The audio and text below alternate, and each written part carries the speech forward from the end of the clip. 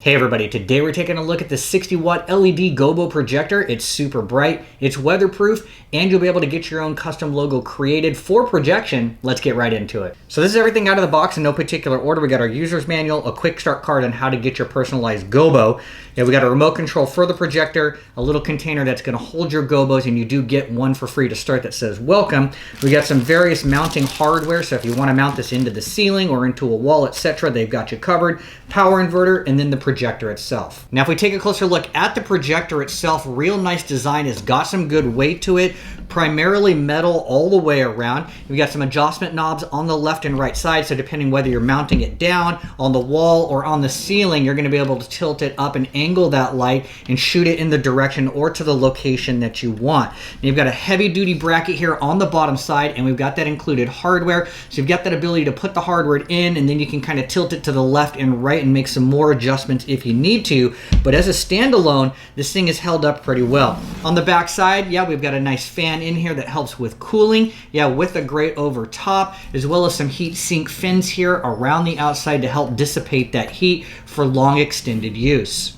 Now we're going to take a look at how you're going to be able to add or swap out your Gobo lens here. So we're going to remove this locking ring on the outside, lefty-loosey until it comes all the way off, and then the same thing with the projector lens, lefty-loosey until it comes out.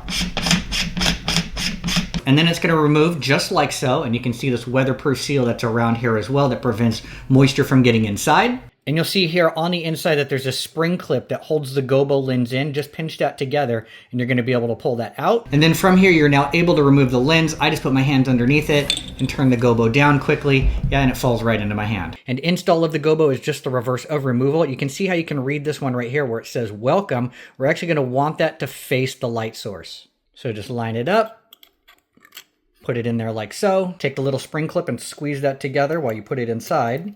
Just like that. Bringing it into focus is quick and easy. Just keep twisting the projector lens until it starts to focus. And once it gets really crisp and focused, you can stop right there and then use the locking ring to lock it in place.